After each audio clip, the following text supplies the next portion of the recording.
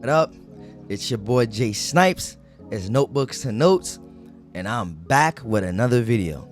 And today, I'm going to be breaking down how the markets reacted based on the information received from the CPI data release. And for those that don't know what the CPI data release is, this is the Consumer Price Index.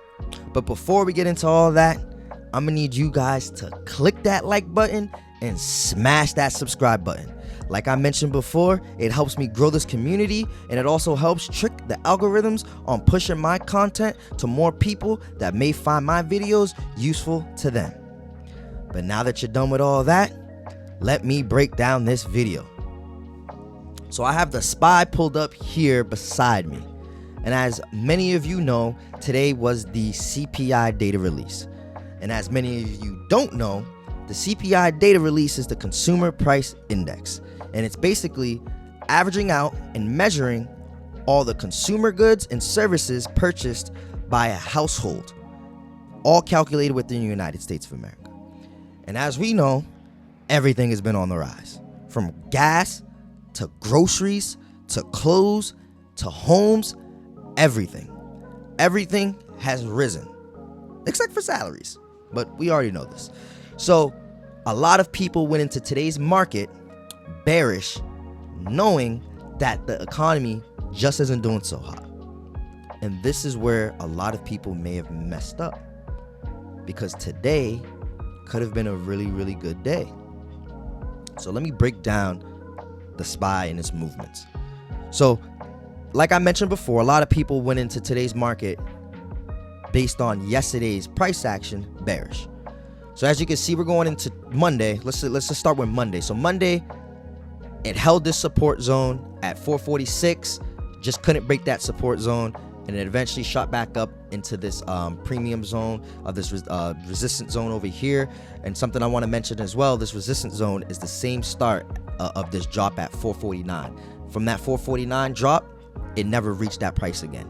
And as you could see, it kind of just leveled that area and as a resistance zone, and it never allowed prices to break that area, and immediately tanked down to the next leg lower. So as you could see, Monday, it came back into this zone.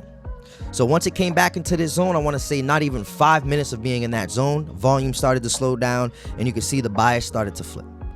This is when prices started to take their dip, and this is when a lot of people became very, very bearish on the markets based on the CPI being released later this week, which would be Wednesday. So as you can see, the SPY held this zone, and it's the same zone that couldn't really be broken Wednesday to Friday, right? So Wednesday to Friday, this whole 446 zone couldn't be broken. So it tells you something. There was a lot of selling there, a lot of passive sellers, and if it broke that area, it was going to flip, and there wasn't no longer going to be sell interest there. And as you could see, that's exactly what it did, but it didn't have enough liquidity or enough buy power from this swing to keep it going. So I had to come down lower, grab liquidity, wasn't enough buyers in the market again, couldn't break this swing high, came down lower, and it kept doing that until it bounced back down. This is Friday's low, which is something I want to make you guys aware of. Friday's low, it bounced down to Friday's low, bounced up, grabbed liquidity, wasn't enough again to break this area, because now this area is becoming a strong resistance zone. But also remember, a lot of sellers are coming out the market to push these prices down. So if it breaks this area, there's not going to be any passive sellers there anymore. It dipped down, and what did it do Monday morning? Monday morning, it came down and it gapped up. It gapped up and it held this zone. So like I mentioned before, the sellers became non-reactive, and now the bias has flipped, and now the buyers are now here kind of like an army, just ready to support, ready to hold this line. And that's exactly what they did all into Monday. And as you can see, it was a little choppiness from 446 to 447.48. It just kind of chopped into this zone, and eventually the buyer started to buy offers higher, and it was able to break into this zone, which was this resistance zone from last Wednesday going into Monday morning pre-market and Monday market hours. And as you can see, Monday after market, or after hours, this is when the dropping started to happen. This is when, the SPY started to take its dip. As you can see, it could not hold this resistance level as there was too many aggressive and passive sell orders there. So it needed to grab liquidity, and this was something I was looking for, liquidity zones and different key levels where you can kind of get in for a quick scalp. So as you can see, going into Tuesday, pre-market, it was already making its dips. It was already making its next legs lower. As you see, pre-market low was 446.64. And that was the pre-market low. That's something you always want to look for, pre-market lows and highs, because they're usually going to be retested during the normal market hours. Not always, but they usually will. So that's something you want to look for. And then once they retest, you want to look at price action and volume and kind of give you that confluence to see, okay, is this going to continue and break this zone, or is it going to reverse? And as you see, going into Tuesday, it kind of chopped at this line. Like I said before, the pre-market high, it chopped at this 447.80. It chopped there and it just could not break that zone. And the sellers started to come in, the lower lows, the lower highs, the lower low, the lower highs. It was telling you something. It was telling you that the buyers were becoming non-reactive, and there wasn't enough buy power in the market to push prices past this resistance zone. So what did it do? It dropped down to the previous level of support, and it broke past that level into that gap where there's going to be a lot of orders that haven't been mitigated. And from that gap, it kind of consolidated and bounced back in while it was injecting orders. And while it was injecting orders, like I said, it was holding this support zone. So you got to be cautious of this, because as it's holding the support zone, it's also making higher lows, and it's making higher highs, higher lows. And this is, I'm not saying get into trades just because it's making higher lows and higher highs. I'm just saying it's something you want to look out for. So when it does break an area, you can kind of say, okay, this is somewhere I want to get into. And as you see, this was a resistance zone, and as soon as it broke this zone, it held that zone. The buyers held that zone, and it would not allow the sellers to push prices past this zone. So as you can see right here, 446.82 just couldn't be broken, and the buyers came in and they were able to break this zone and push prices back to that resistance zone that I mentioned that from that Friday's drop. Oh, I don't know why that keeps happening. So as you can see, it was able to do it. It was able to pull back, exhaustion, break and retest, pull back, grab liquidity, and mitigate those orders and break structure again. It tells you that the buyers are still in demand. It tells you that the bias has not flipped yet. It's still very bullish. And I'd say I would be careful as soon as it hit this red line, because like I mentioned before, it's the pre-market highs, and it's also going into a zone of resistance. So like I said, it's still bullish, but as soon as it hit this line, I would be careful and cautious, because as you could see here, if I zoom in, as you could see here, the wicks were starting to show on the long end. So it was telling you that exhaustion was happening on the buy side.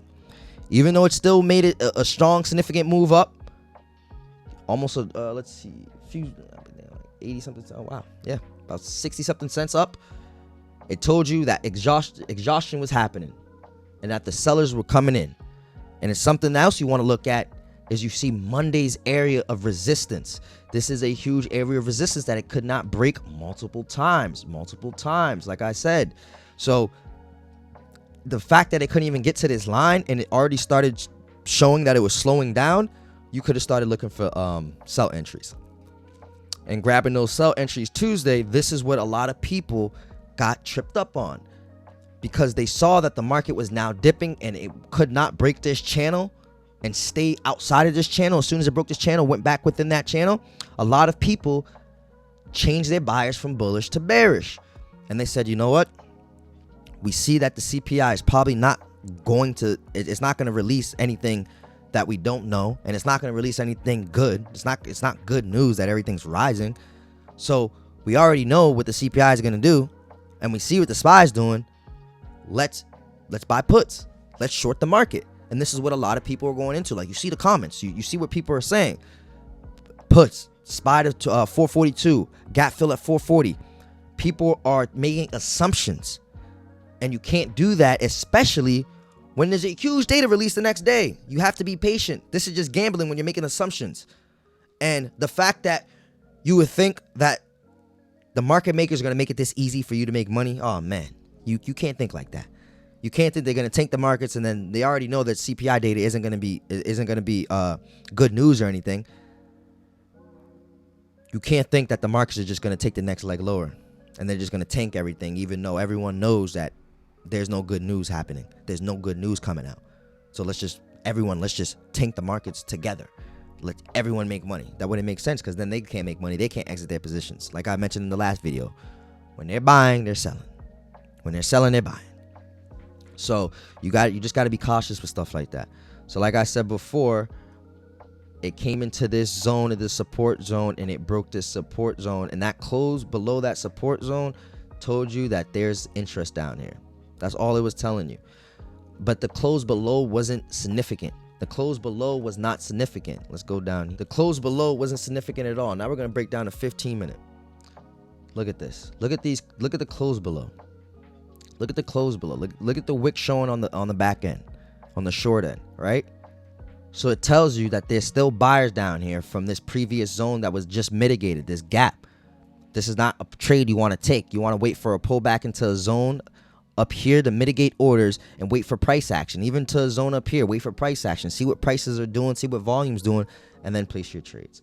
Now let's go back down to the 1 minute. Broke and immediately came right back into this support.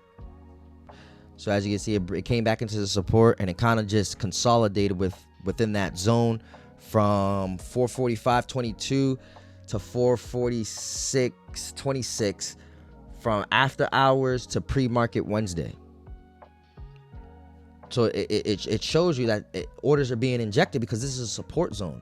The support is being held. They can't break this support. They can't break this gap. This was a gap. Orders weren't mitigated. They were eventually mitigated. They couldn't break this zone. A lot of passive buy orders were here. So a lot of people didn't see this. A lot of people weren't looking at this. But also a lot of people just were looking at the fact that the SPY just hit a key level. A key level a day before the CPI data release.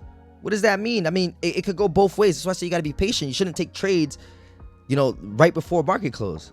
The day before the CPI. It wouldn't make sense. But it goes to show you that this is a key level and it's being held. The day before, you just gotta be cautious. Like I said, you just gotta be cautious. And as you see, it's still within that channel. So a lot of people probably drew the channel out and saw that prices could not break out this channel. And if prices can't break out of a channel and they're making lower lows, like you see a lower low, lower low, lower low, lower low, lower low, it's gonna most likely make the next leg lower, right? You can't make assumptions like that, especially when a huge data release is the next day. And as you can see, pre-market, it was just every seller was just getting absorbed. Every seller was getting absorbed. Try to break down, absorbed. Try to come down, absorbed. It was now hitting a resistance level, so obviously there's going to be some sellers, but the sellers were getting absorbed. The next candle absorbed. Try to come down and retest and mitigate orders, got absorbed and broke through this level and closed above this level. That close above this level told you something, at least in the pre-market. It told you something. It told you, okay, this level, it's now changing. These levels are now changing. The buyers are now buying offers higher. You got to look at things like this.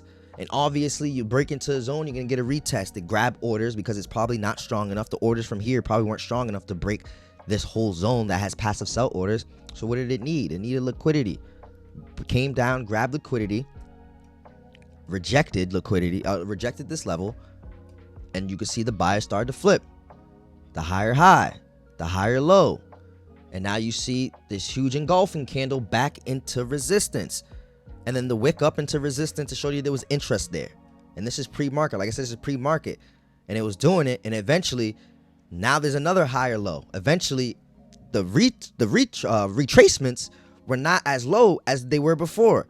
Now the buyers are stepping in higher and buying offers higher. You got to look at things like this. You got to be patient. And you got to look at price action. As you can see, accidentally changed that. I'm just going to delete it so I don't get messed up. So as you can see, as soon as the market opened, it tried to break this level, and it started moving up, and it started moving up into another level that is a key level on the SPY.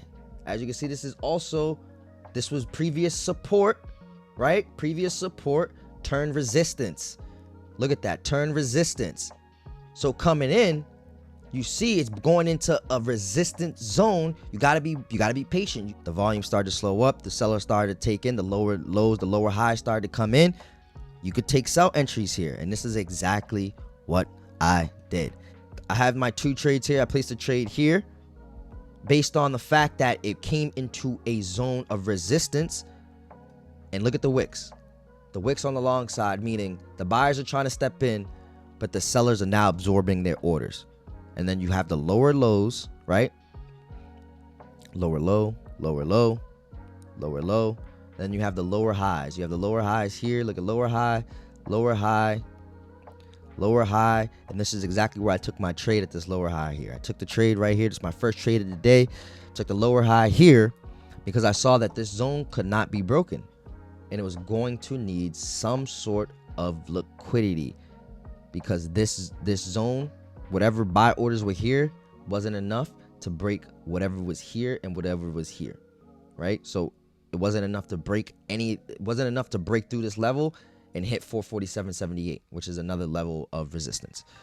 So that's when I took my first trade. Okay, it's now testing the previous resistance, and it's now acting as support. It's going to try to pull back, and if it can't pull back, we're going to see another drop. And that's exactly what it did. It pulled back into that zone. I added more to my positions once I saw that the zone couldn't be broken. And what did it do? It came back into this zone. I was patient. What I was really looking for was something down here, personally. But so once I saw it stop here and saw that buyers were now stepping in and buyers were trying to hold support, this is when I was like, okay, I closed out some profits. I wanted to see it pull back into here or over here, somewhere in this zone, to show me that, the buyers were trying to break this zone but couldn't. And that's when I would add onto the positions, but it didn't even break past this zone. And I had these levels already marked. As you can see, this is where I took the trade. So I had these levels already marked, and it couldn't even break past this level. And once it couldn't break past this level, this is when I said I'm going to add 15 contracts on this. And that's exactly what I did. I added about 15 contracts right here. And I just waited for just the drop. And as you can see, it dropped down, and it dropped down back into this pre-level area. I mean, this pre-market area. And that told you something. It told you a lot. It told you that, one, that the sellers were now using their passive sell orders to push prices lower. So you have to be careful when prices come back to this area after a swing or a pullback. You have to be careful. Two, that this area is significant. And there's a lot of passive sell orders. And if prices do come back and can't break this, the next leg may be inevitable. The next leg lower may be inevitable. So those are two things that I saw. But as you can see, I went into these trades knowing that there was key levels prior to the market opening. And a lot of people were bearish going into the markets. So this is what the markets are going to do. They're going to trick people into thinking that the markets are now taking the next leg lower. So the markets opened, they opened higher, right? They opened up, they try to hit resistance, they struggled to hit resistance, pulled back, try to do it again, struggled, pulled back lower, back into their pre-market levels. This is a nice support zone in the pre-market. Like I just mentioned, this is a zone that the pre-market just could not crack. So it was injecting orders, a lot of orders already there. So all it needed was more passive buy orders. And that is exactly what it had. It had enough passive buy orders to come up, break through all these zones, break this zone, and eventually hit the resistance zone that was previous resistance, pull back, and blow past that zone, right? And as you can see, 447.78 is a resistance zone.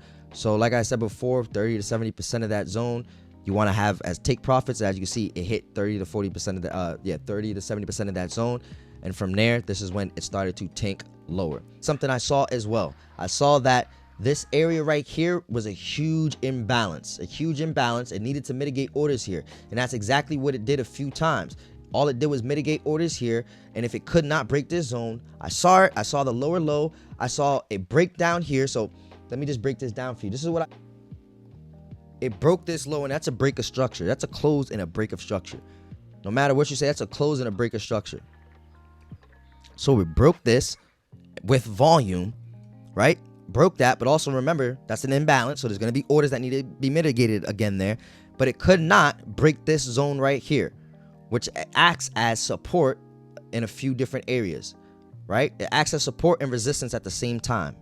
So as you can see, it broke through this level, didn't have enough liquidity or enough orders to break this level, so it needed to get sell orders that were left behind here and then break through this zone, then to break through this zone. And like I break this zone, had to retrace and grab the orders to come back down, and it didn't have enough, did it again, and eventually it had enough.